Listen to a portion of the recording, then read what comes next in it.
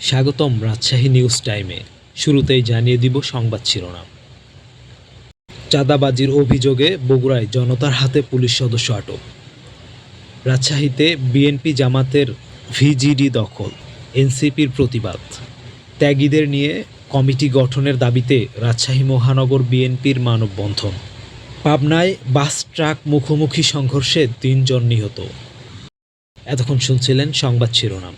রাজশাহী বিভাগের সকল জেলার আপডেট খবর পেতে চ্যানেলটি সাবস্ক্রাইব করুন। এবার শুনবেন বিস্তারিত খবর। বগুড়ার শাহজাহানপুরে চাঁদাবাজির অভিযোগে স্থানীয় জনতার হাতে রুহুল আমিন নামে এক পুলিশ কনস্টেবল আটক এবং মারধরের শিকার হয়েছেন। পরে পুলিশ ও সেনাবাহিনীর সদস্যরা তাকে উদ্ধার করে থানা হেফাজতে নিয়ে আসে। বৃহস্পতিবার ৩রা জুলাই দুপুরে শাহজাহানপুর উপজেলার নিশ্চিন্তপুর এলাকায় এই ঘটনা ঘটে। রুহুল আমিন বর্তমানে বগুড়া শহীদ জিয়াউর রহমান মেডিকেল কলেজ হাসপাতালে পুলিশি হেফাজতে চিকিৎসাধীন অবস্থায় আছে। রাজশাহীর পুঠিয়া উপজেলার একটি ইউনিয়ন পরিষদে ঝুঁকিপূর্ণ নারী উন্নয়ন কর্মসূচির ভিজিডি কার্ড বিএনপি ও জামায়াতের নেতারা ভাগাভাগি করে নিয়েছে বলে অভিযোগ পাওয়া গেছে। বিষয়টি নিয়ে কথা বলার সময় বুধবার জাতীয় নাগরিক পার্টির নেতারা উপজেলা নির্বাহী কর্মকর্তা ইউএনও এর কার্যালয়ে যান, তবে কোনো সমাধান ছাড়াই তারা ফিরে এসেছেন। স্থানীয় সূত্রে জানা যায়, উপজেলার বেলপুকুরিয়া ইউনিয়ন পরিষদে ভিজিডির কার্ড 400টি, এর জন্য আবেদন করেছে 1657 জন। ভিজিডির কার্ডের 225টি নিয়েছে বিএনপি আর জামাত ইসলামী নিয়েছে 90টি। ওই কার্ড ভাগাভাগির খবর জানতে পেরে গতকাল সকালে ইউএনও একেএম নূর হোসেন কার্যালয়ে যান এনসিপির রাজশাহী জেলা সমন্বয়ক কমিটির যুগ্ম সমন্বয়কারী শামীমা সুলতানা সহ কয়েকজন নেতাকর্মী। আওয়ামী লীগের দোসরদের বাদ দিয়ে এবং পরীক্ষিত ত্যাগী নেতাকর্মীদের নিয়ে নতুন করে রাজশাহী মহানগর থানা ও ওয়ার্ড কমিটি গঠনের দাবিতে মানববন্ধন অনুষ্ঠিত হয়েছে।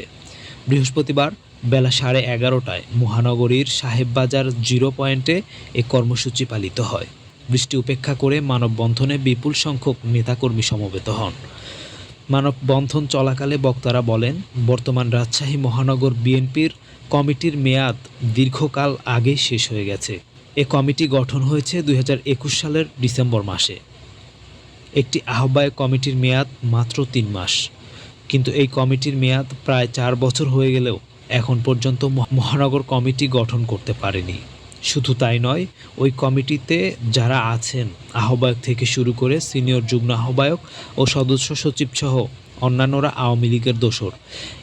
এর একাধিক প্রমাণ রয়েছে, যেগুলো ইতিপূর্বে বিভিন্ন সমাবেশে তুলে ধরা হয়েছে।